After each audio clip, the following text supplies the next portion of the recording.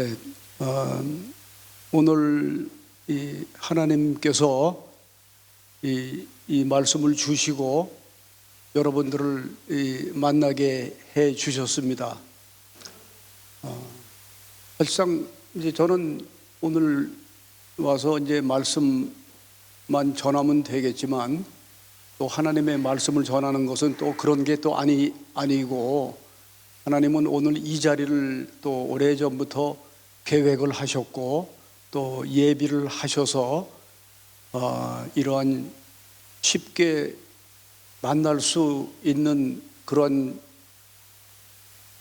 만남이 아닌 것이 오늘 이루어졌습니다.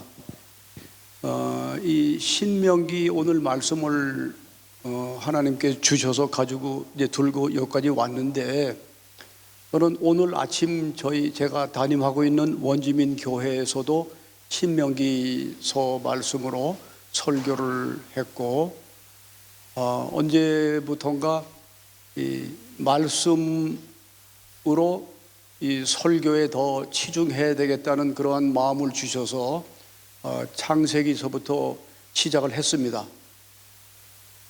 이 성경을 펼치면 아무래도 창세기가 제일 그 관문이고 먼저 등장하게 되고, 창세기에 들어가게 되면 이어서 이제 이 신명기까지 모세 오경을 하게 돼 있는 그런 구조가 돼서 신명기까지 오게 됐지만, 저는 이 신명기를 설교하면서 꼬박 1년이 걸렸습니다. 그래서 이 신명기가 34장인데 34장을 가지고 1년 1개월 정도 걸릴 것 같습니다만, 그렇게 해서 설교를 드리면서 비록 이 모세라고 하는 그 위대한 그 한 시대 리더가 지금으로부터 한 3,400~500년 전 광야에서 외쳤던 그러한 이 메시지일 뿐만 아니라, 말씀드린 대로 3,400년, 500년이 지난 오늘 우리들 살고 있고 우리가 하나님을 섬기고 있는 이 시대에도 우리들의 심령을 강하게 두들기는 그런 하나님의 살아있는 메시지라는 것을 저는 매번 느낄 수 있었습니다. 이 하나님의 말씀은 역사 속에 있는 역사의 한 페이지가 아니라 살아있는 이 시대의 주님의 생생한 음성이 아니겠습니까? 항상 현재형입니다. 성경은 과거형이란, 구약이기 때문에 구약에 묶여 있고, 또 뭐 신약, 이렇게 시대나 이 책 속에 묶여 있는 말씀이 아니라 항상 우리들 삶 가운데 오늘 우리에게 현재로 다가오신 말씀이라면, 앞으로 우리들 자녀들에게도 앞으로 후손들에 이르기까지 이 말씀은 항상 현재 진행형이라고 저는 믿습니다. 이 신명기가 34장까지 있다고 말씀을 드렸는데, 이 34장 중에서 오늘 아까 이 봉독을 같이 하셨던 그 부분은 32장입니다. 그렇다면 이제 신명기도 다 끝이 날 뿐만 아니라 모세의 오경도 끝이 나고, 그리고 모세라고 하는 한 시대적인 그 인물, 아주 그 파란만장했던 그의 이 사명의 삶도 끝이 나는 그러한 시점과 맞물리게 되어 있습니다. 이 32장의 말씀은 우리가 이 모세의 노래라고 하는 그런 이 서정적인 표현으로 그렇게 요약이 되어 있지만, 제가 볼 때는 노래라면 절규에 더 가까운 아주 몸부림이고, 여러분 이 목에서 피가 나온 적이 있으셨는지 모르겠는데, 기도 드리다가 정말 이때는 아마 모세의 목에서는 아마 피가 묻혀져 나왔을 것 같은 그러한 시기였다고 생각을 합니다. 모세는 이 마지막 설교를 광야에서 이제 40년간의 그렇게 자랑스럽지 못한 자기 중심의 하나님 신앙을 가지고 있었던 이스라엘에게 하나님 중심의 믿음을 갖게 하기 위한 모세의 마지막 절규가 이 속에 고스란히 담겨져 있습니다. 이스라엘 사람들은 하나님을 믿는 사람들이라고 말하는 데 대해서는 아무도 의심을 가는 사람이 없을 것입니다만, 그들은 하나님의 이름을 한 번도 버린 적이 없었지만 또한 다른 이름도 열심히 불러왔던 그러한 민족이었었습니다. 이제 모세가 이 광야에서 40년간 그 정말 하나님께서 예비해 주신 아주 특별한 보호 공간 속에서 이스라엘 말도 많고 탈도 많은 그 사람들을 40년간 이끌어 오다가 이제 모압이라고 하는 약속의 그 대명을 이룰 그 땅이 목전에 바라보이는 모압 느보산 정상까지 올라갑니다. 그것이 결국은 모세의 이 지상에서 무덤이 되었을 것입니다. 그 모압은 비록 약속의 땅이 그 산 정상에서 볼 때 아련하게 지평선 끝으로 약속의 땅이 보일 만큼 지척에 와 있긴 했어도 그 땅은 분명히 약속의 땅은 아니었습니다. 그래서 모세는 마지막으로 이 지상에 남기는 그 설교를 어떤 심정으로 했을까 하는, 저도 설교하는 사람의 한 사람으로서 그 심정을 정말 헤아려 보고 싶었던 그런 안타까움이 있었는데, 그리고 그 마지막 메시지, 오늘 이 32장을 포함한 그 마지막 메시지를 마치고 모세는 느보산에서 인생을 끝을 내고 불과 2달 만에 이스라엘의 2세대들은 요단강을 건너가는 역사가 일어나게 됩니다. 그렇다면 이 모세는 그의 삶의 마지막 순간까지 하나님께서 주신 민족을 향한 사명을 놓을 수가 없었습니다. 말씀드린 대로 이 신명기를 제가 쭉 묵상을 하면서 너무나도 제 영혼을 사로잡을 수밖에 없었고, 이 시대가 들을 수 있는 이러한 자그마한 스피커가 아니라 온 세상이 다 들을 수 있는 초대형 스피커를 걸어놓고 외쳐도 부족하지 않은 그러한 이 메시지가 이 속에 있었는데, 자기 중심의 하나님, 그러한 자기 중심의 하나님의 신앙의 결과 결코 자랑스럽지 못한 광야 생활 40년을 하게 되지 않았습니까? 광야는 과정이었을 뿐 목적지는 분명히 아니었습니다.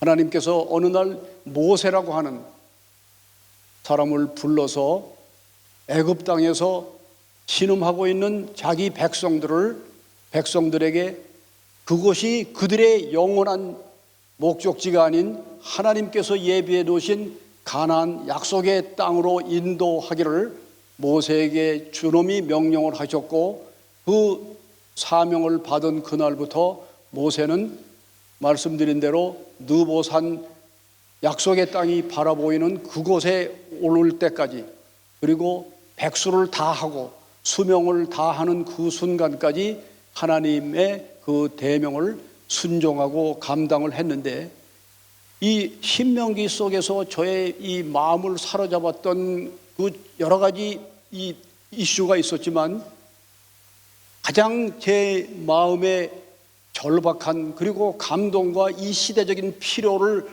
갖게 했던 그 부분이 The Lord had directed, 하나님이라고 하는 그 주어가 이제까지 우리들, 나라고 하는 주어에서 하나님이라고 하는 주어로 바뀌게 하는 그러한 역할을 했다는 점이었었습니다.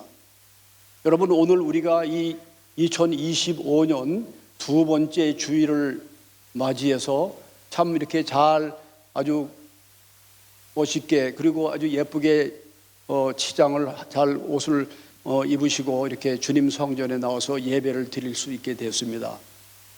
참 이것은 너무나도 행복하고 너무나도 아주 감사한 일이 아닐 수가 없는데, 이 신명기 속에서 모세가 나이가 많아서 그렇게 한 말을 또 하고 했는지는 모르겠지만, 하나님이 여호와는 우리들의 하나님이시라는 것, 우리들의 하나님은 여호와이시라는 것, 우리들의 주님은 하나님이시라는 그러한 얘기가 신명기 1장에서부터 34장까지 끊이지 않고 이어지고 있습니다.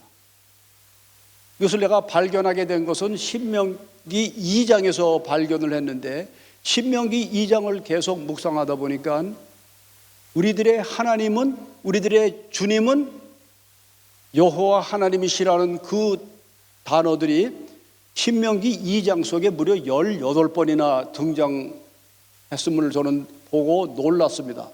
그리고 마음을 먹고 신명기 34장 전체 속에 우리들의 주님은 하나님이시라는 것, 하나님은 우리들의 주님이시라는 그 단어가 몇 번 나오나 씌어봤습니다. 신명기 1장에서부터 34장까지 여러분 260번 이상 나왔다는 사실을 믿을 수 있으시겠습니까?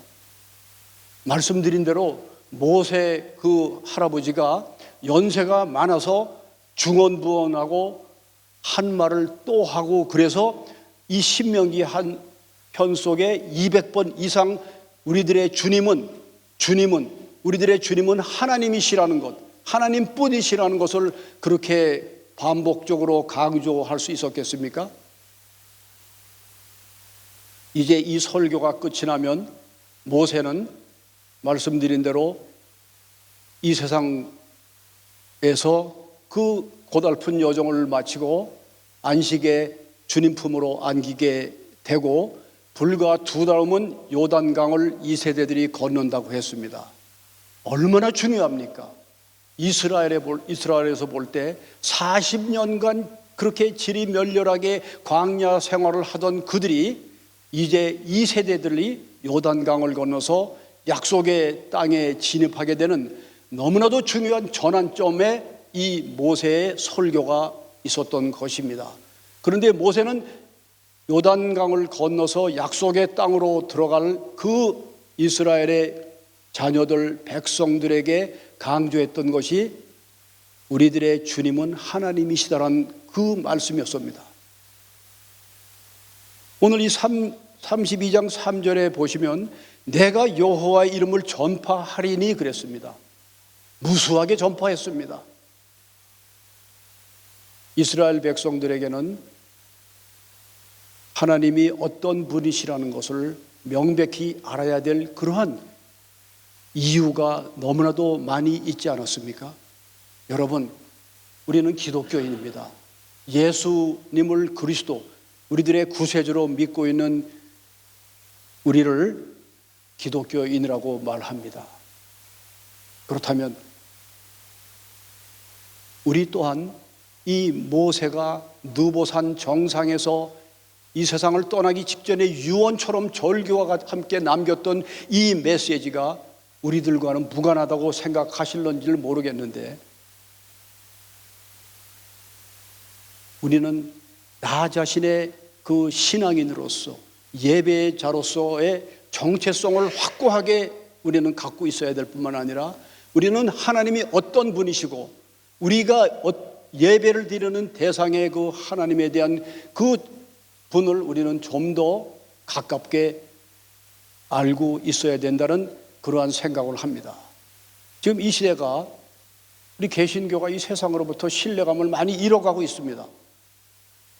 이것을 탓을 하고 싶은 그런 마음보다도 저는 이 속에서 과연 우리가 어떠한 모습으로 다시 거듭나야만 하고 어떤 모습으로 우리가 살아야지만 우리가 믿는 그 하나님의 이름을 높일 수 있을까 하는 그러한 안타까운 마음을 저는 가질 수밖에 없습니다. 그런데 아까 3절에 내가 여호와의 이름을 전파하리니 너희는 우리 하나님께 위엄을 돌릴지어다 라고 말씀하면서 4절에 그분은 반석이시고 그분께서 하신 일은 완전하시고 그분의 모든 길은 정의롭고 진실하시고 거짓이 없으시고 하나님이시니 공의로우시고 바르시다는 그 말씀이 저를 사로잡았습니다. 공의롭다는 단어를 저는 붙잡았습니다. 조금 전에 사모님, 장로님 그분께도 제가 주보를 가지고 말씀을 드렸는데 그 주보 겉 표지에 써 있는 그 말씀이 있었습니다. 그거 주십시오. 아주 센스가 있어. 여기 보니까 다시 참 예배자로 서게 하소서. 이거 누가 선택했는지는 모르지만 아주 기가 막힌 그러한 이 말씀이 여기 주보 표지에 있는 걸 보고 제가 깜짝 놀랐습니다. 참 예배자.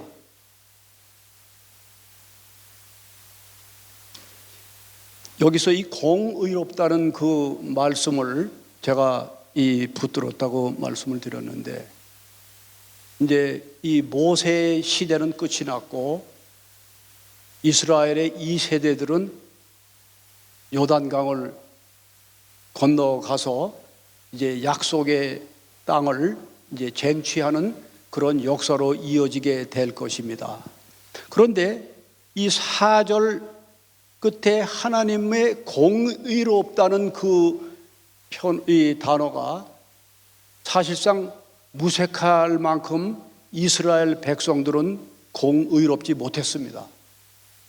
그래서 오늘 같이 읽지는 않았지만 5절과 6절을 보면 7절까지 보시게 되면 그들이 여호와를 향해서 악을 행했고 하나님의 자녀들이 아니요 흠이 있고 비뚤어진 세대라고 표현을 합니다. 어리석고 지혜 없는 백성아, 여호와께서 이같이 여호와께 이렇게 보답을 할 수 있겠느냐? 그분은 너희들의 아버지시고 너희를 창조하신 분인데 그분께 이렇게 보답할 수 있겠느냐라고 지금 아주 엄격한 하나님의 공의와 상반되는 그런 모습을 대조시키고 있지 않습니까? 그러면서 7절에 옛날을 기억하라. 역대의 연대를 생각하라. 너의 아버지에게 물어보라.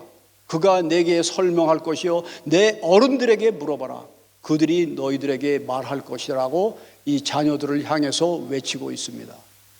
그러나 이스라엘은 그렇게 이 모세와 그런 위대한 하나님의 종이 유언처럼 남겼던 공의라고 하는 그것은 이스라엘 백성들로부터 멀어져 갔습니다. 그래서 그들은 하나님의 이름 대신 다른 이름을 부르기 시작했고 고스란히 이스라엘의 2세대들은 하나님을 멀리 했고 떠나갔습니다. 제가 좀 마음이 급해서 미리 말씀드리지만 이 시대의 교회들도 다음 세대들을 위한 영적인 유산을 반드시 사활을 걸고 준비해야만 합니다. 다음 세대들을 위한 준비가 바로 오늘 우리들이 드려지는 바로 이 예배인 것을 저는 고백합니다. 여러분, 이 예배가 살아나야 되지 않겠습니까? 예배에 우리들의 사활이 걸려 있습니다. 더 나아가서 우리들의 다음 세대가 우리들의 예배를 통해서 살아날 수 있거나 아니면 하나님을 떠나갈 수 있는 그러한 결과로 이어질 것이라는 것을 저는 말씀드리고 싶습니다. 공의롭지 못했습니다. 이스라엘은 멸망했습니다. 이 주변에 있는 열방 세력들의 그 힘을 못 이기고 이스라엘은 패망했습니다. 예수님이 오시던 그 신약 시대에도 로마를 감당하지 못하고 70년 만에 이스라엘이 사라지고 말았습니다. 공의를 실천하지 못했습니다. 그런데 제가 이 공의를 실천할 수 있는 놀라운 하나님의 섭리를 신약 속에서 발견할 수 있는 그러한 계기가 있었는데, 저는 선교사입니다. 선교사이기 때문에 사도행전을 아주 즐겨 자주 묵상을 하는데, 우리가 너무나도 잘 아시고 유명한 사도행전 1장 8절에 예수님의 지상명령이라는 것이 있지 않습니까? 그 지상명령 속에는 성령이 너희들에게 임하시면 권능을 받는다고 말씀하셨습니다. 너희들이 권능을 받으면 예루살렘뿐만 아니라 유대와 사마리아와 땅끝에 이르러 나의 증인이 된다라고 주님께서 말씀하신 것을 우리는 고상하게 지상명령이라고 표현합니다. 바로 이것이 우리들로 하여금 공의를 실천할 수 있는 결정적인 그러한 계기가 될 수 있었음을 저는 발견할 수 있게 되었습니다. 이 계기를 저는 이 사도행전 10장 속에서 적용을 시킬 수 있었는데, 사도행전 그 10장을 이제 나중에 이제 보시면 아시겠지만, 여기서 나오는 분은 모세로부터 이 세월이 많이 지나서 1000년 이상 지났을 겁니다. 이 베드로라고 하는 그러한 하나님의 그 종의 시대로 넘어와서 이 사도행전 그 10장 속에 베드로와 고넬료라고 하는 그분과의 그 만남의 사건과 같이 이어지게 되는 그런 아주 절묘한 그 부분을 저는 발견할 수가 있었는데, 우리들이 너무 잘 아시다시피 베드로가 예루살렘 교회 담임 목사로서만 지켜도 얼마나 분주하고 정말 피곤해서, 저도 언젠가 제 일기 속에 써놓기를 의자에 앉아서 기지개 한번 켜봤으면 좋겠다라고 하는 그런 글이 있었던 것이 있었는데, 베드로가 얼마나 바빴겠습니까? 그런데도 불구하고 다른 지방으로 두루 다니면서 전도를 하고 복음을 전하고 있다가 마침내 욥바라고 하는 그러한 지경까지 이르게 되지 않았습니까? 그런데 우리 이 욥바는 상당히 성서적으로 볼 때 아주 중요한 의미를 갖고 있는 지명이 틀림없습니다. 레바논 솔로몬 그 성전을 지을 때 레바논의 백향목이 욥바 항구로 들어와서 육로로 운송이 돼서 예루살렘까지 들어오는 그런 통로도 됐었습니다. 그런데 여기서 이 욥바는 베드로가 욥바의 집에서 머무르게 됐는데, 욥바에는 시몬이라고 하는 가죽을 만드는 사람 집에서 머무르게 됐는데, 여러분 이 베드로가 그 정도 그 당시에 그 위치로 볼 때는 나름대로 굉장히 유명하고 훌륭한 목회자로 알려져 있었음에도 불구하고 욥바까지 전도하러 간 그에게 제공된 숙소는 모텔도 아닌 가죽을 다루는 아주 저속하고 냄새가 나고 파리가 들끓는 그런 열악한 숙소에서 베드로가 유숙을 하게 되는 것을 보게 됩니다. 그 욥바에서 잠을 자고 거기서 먹고 또 시간이 돼서 지붕으로 올라가서 기도를 드리는 이러한 모든 일들이 일어나고 있었는데, 올라가서 기도 드릴 때 너무나도 유명한 베드로의 그 환상 사건이 일어나지 않습니까?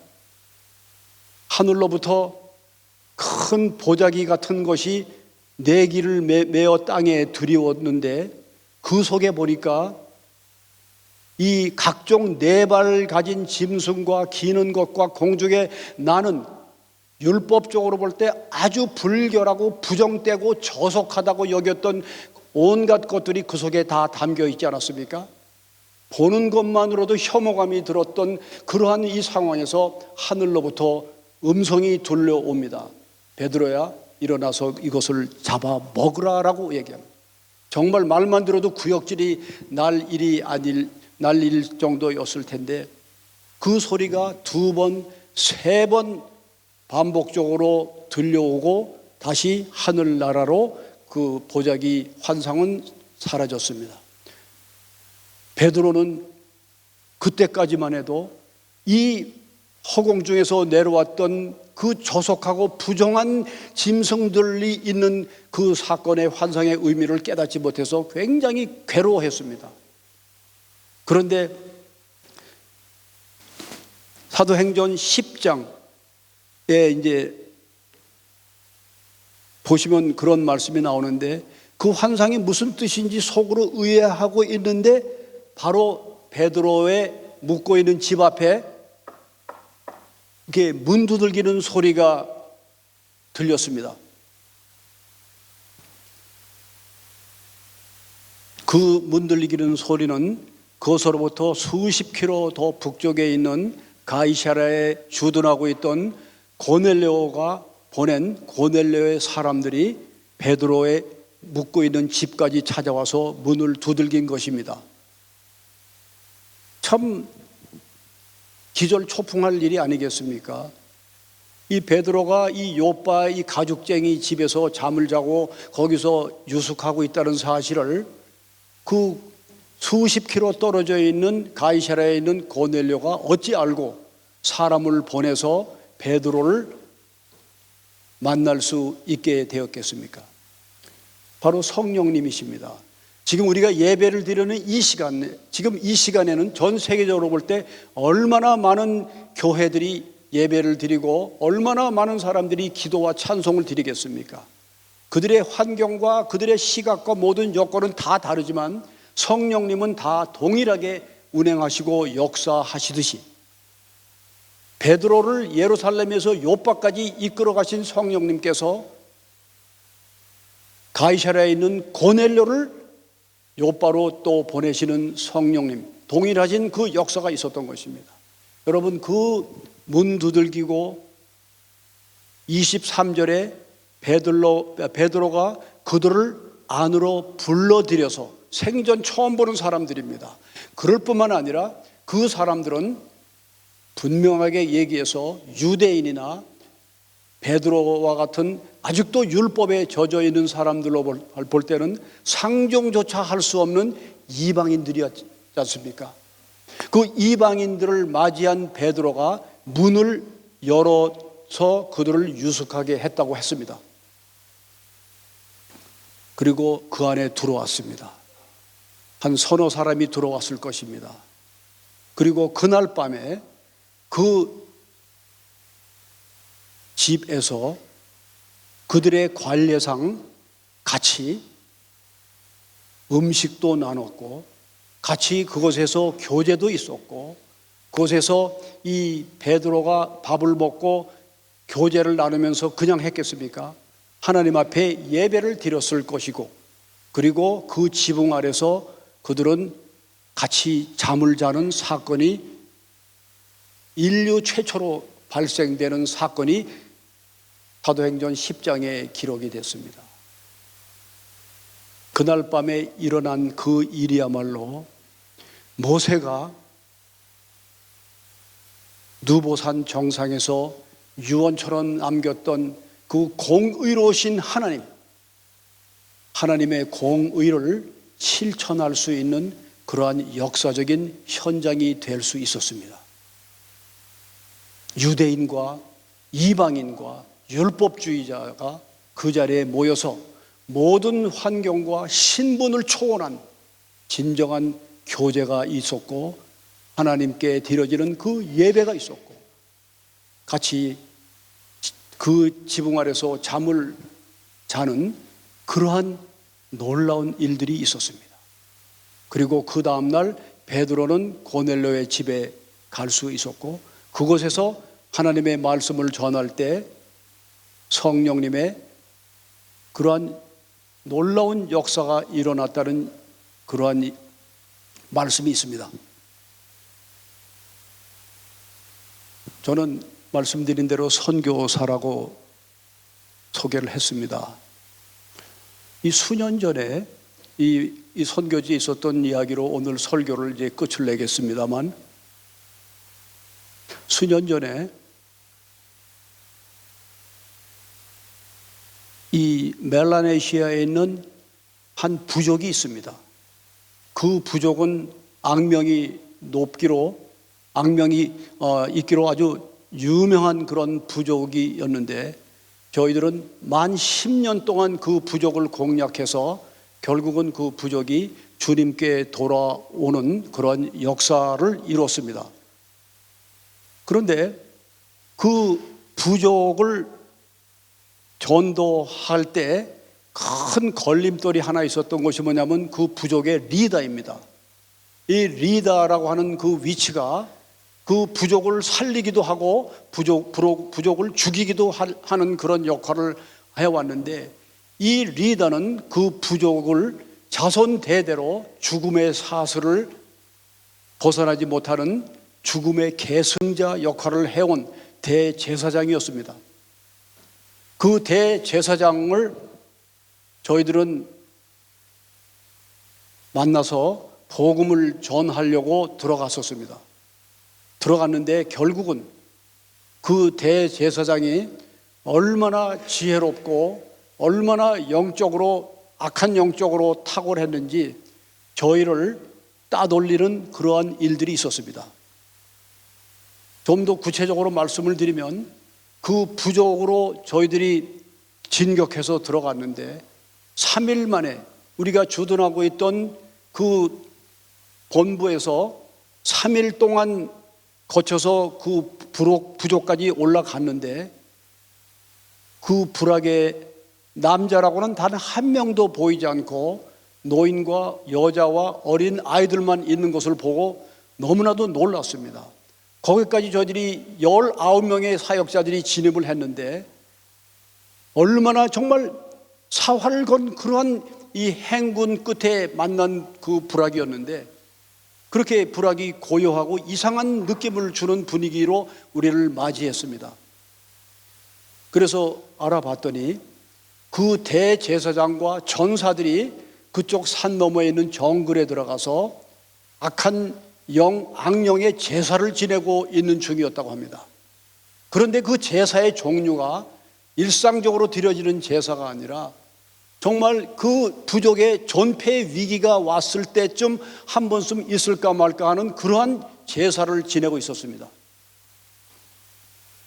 그들은, 저도 몰랐는데 그 제사장은 저희들이 그곳에 복음을 들고 간다는 사실을 이미 알고 있었던 것입니다. 그래서 저는 그곳에서 더 이상 머물 수가 없었습니다. 만약에 그 제사를 마치고 돌아올 때 우리를 죽인다고 했더라면 우리는 그 불악에 머물렀을 것입니다. 거기서 물러설 그런 마음은 추워도 없었습니다. 이제 저희들은요, 그 꿔여라고 하는 부족 땅끝에 섰습니다. 이제 한 발자국도 더 뒤로 물러설 수도 없고 나갈 수도 없는 그러한 이 절박한 상황에 놓여 있게 된 것입니다. 그런데 우리 사역자를 통해서 전달돼 들어온 말에 의하면, 그들이 제사를 마치고 돌아왔을 때 그 불악을 지키지 못하고 외부인들을 받아들이는 그 책임을 물어서 우리를 해친다고 하지 않고 거기에 남아있는 부녀자를 죽일 수 있다는 그런 얘기를 제가 들었습니다. 마귀가 얼마나 교묘한지 가장 우리들의 약점을 알고 있습니다. 저는 사람을 살리려고 그곳에 갔다가 사람을 죽이는 일을 할 수 없다는 그런 생각이 들어서 그 불악을 빠져나오고 황급하게 철수 명령을 내린 사람이 바로 저입니다. 그리고 그냥 나와서 그곳에 들어가려고 1년을 기도하고 준비했던 그 불악에서 그렇게 어처구니 없이 도망을 쳐 나와서 불악이 바라보이는 언덕에 앉아서 19명의 사역자랑 같이 기도라도 남기기를 원하는 마음으로 그곳에서 저희들이 기도를 드렸습니다. 하나님, 이 영혼들을 불쌍히 여겨주셔서 저희들이 이번에 실패하고 도망치고 있지만 주님, 이들을 살려달라는 기도를 드렸는데 저희들 눈에서 한없는 눈물이 흘렀는데, 저희들은 물줄기를 찾지 못해서 물을 거의 먹지 못한 상태가 돼서 이틀 3일 동안 소변도 보지 못하는 수분 부족으로 그런 체력이었는데 눈에서는 어디서 나오는지 한없이 눈물이 흘렀습니다. 그런데 여러분, 그 눈물이 저희들의 눈물인 줄 알았는데 그 땅 끝에서 울고 계시는 예수 그리스도의 눈물인 것을 제가 알게 되었습니다.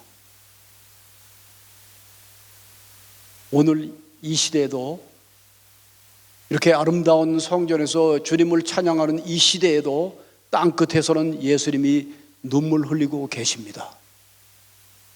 저는 거기서 결심을 했습니다. 주님, 제가 저희들이 어떠한 희생을 치르고서라도 반드시 돌아와서 이 부족을 주님 앞에 나올 수 있게 하고 주님께서 오늘 흘리신 그 눈물을 저희들이 닦아드리겠습니다 라고 약속을 했습니다.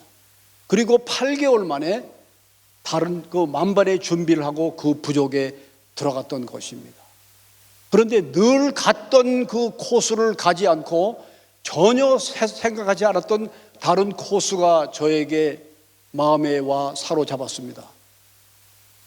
항상 우리가 가는 그 길은, 저희들은 동선을 거의 밝히지 않은 것은 마귀가 방해를 한다는 것을 알고 있기 때문에, 그래서 항상 우리가 갔던 그 부락으로 안 들어가고 다른 쪽으로 이 뱃머리를 돌렸을 때 저는 마치 메가더 장군이 포항이나 군산에 상륙할 것이라고 하는 그 예상을 뒤엎고 인천으로, 가장 열악한 인천으로 상륙작전을 시도했던 것처럼 저는 이 다른 해변으로 뱃머리를 돌렸습니다.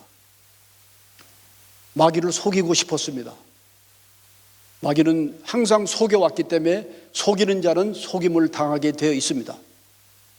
그래서 그 마귀를 속여서 저는 이 발라파이라고 하는 해변에서 꼴로이아라고 하는 해변으로 뱃머리를 돌려서 들어갔는데 세상에 이렇게 열악한 사람들이 살고 있을 줄은 상상도 못했습니다. 배를 대고 불과 한 2m 지면만 있었지 산을 타고 올라가야 되는 그런 가파른 산을 올라갔을 때 아직도 옷을 몸에 걸치지 않는 그런 풍습의 부족들이 존재하고 있습니다. 제가 그곳에서 제 생애 3번째 만나는 그런 부족을 거기서 만났고, 저는 그곳에서 민속 문화 대축제라고 하는 그럴듯한 간판을 걸고 이 부족민들을 다 초청했습니다. 저의 마음속에는 우리를 쫓아냈던 대제사장을 잡기 위한 하나의 덫이었습니다. 그런데 그 덫에 제사장은 걸리지 않고 제사장의 아주 지혜로운 아내가 그 속에 와서 저희들을 만났습니다. 저는 그래서 통역을 세워서 부족 언어로 저는 할 수 없기 때문에 통역을 세워서 말을 했습니다. 당신 남편이 이번에도 우리를 만나지 못한다면 당신 남편 대제사장뿐만 아니라 당신 부족은 죽음에서 모면하지 못할 것이라고, 무슨 수를 써서라도 남편을 설득을 해서 우리를 만날 수 있게 해달라는 얘기를 했을 때 그 지혜로운 아내가 3일의 시간을 요구했습니다.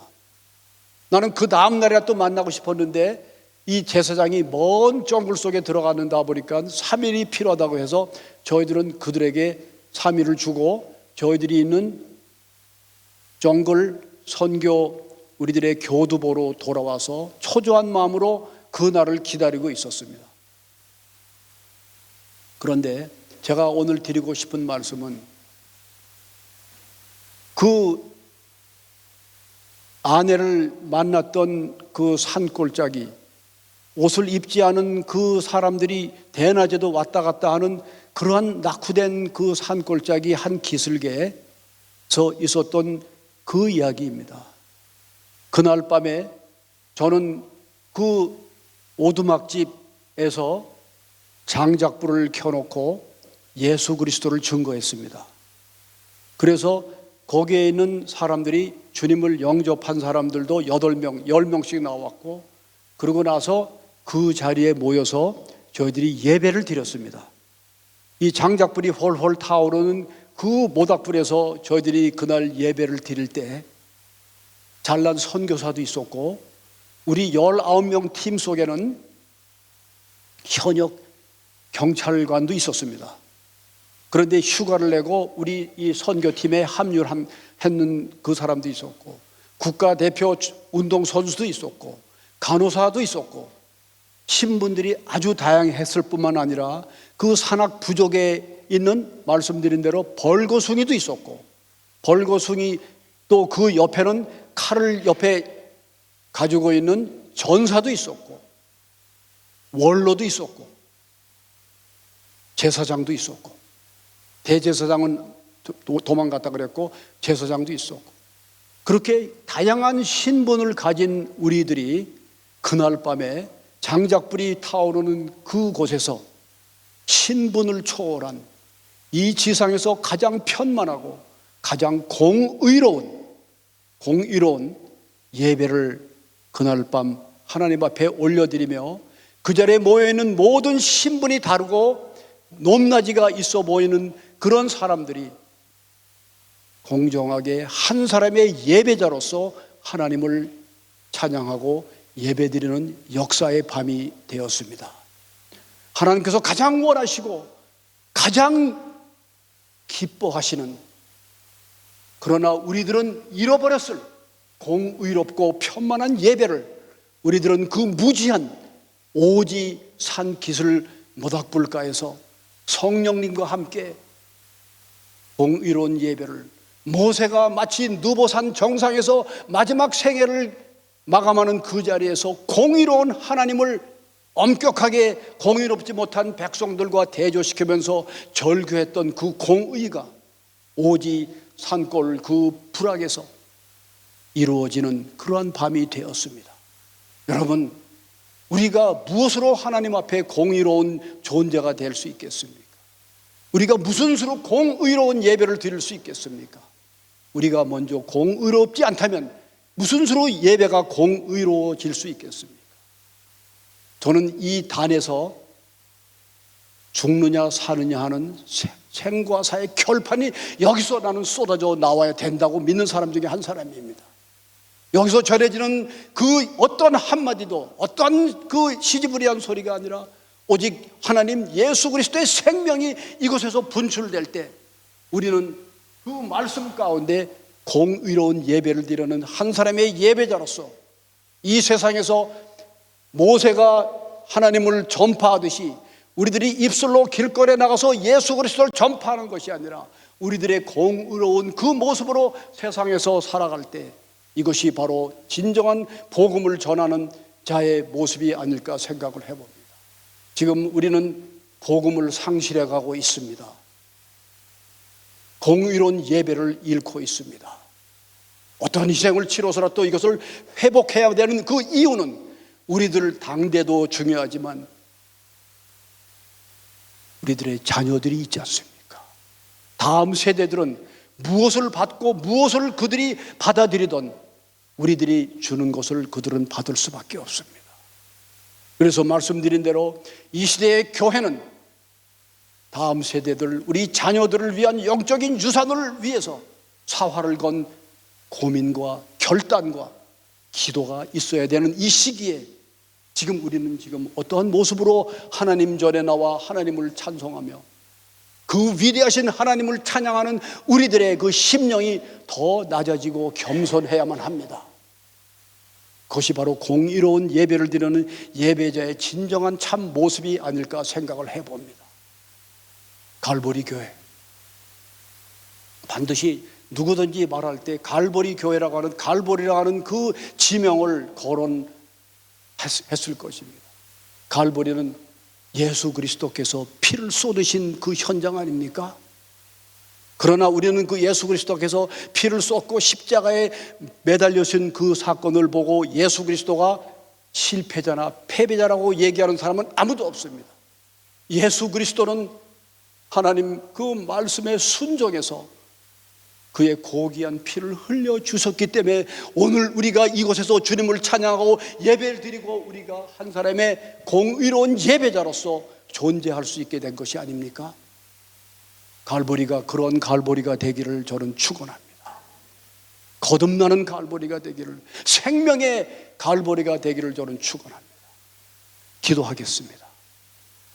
하나님, 예수님께서 내게 주신 영광을 내가 그들에게 주었사오니 이는 우리가 하나 된 것 같이 그들도 하나가 되게 하려 함이라고 예수님께서 말씀하셨습니다.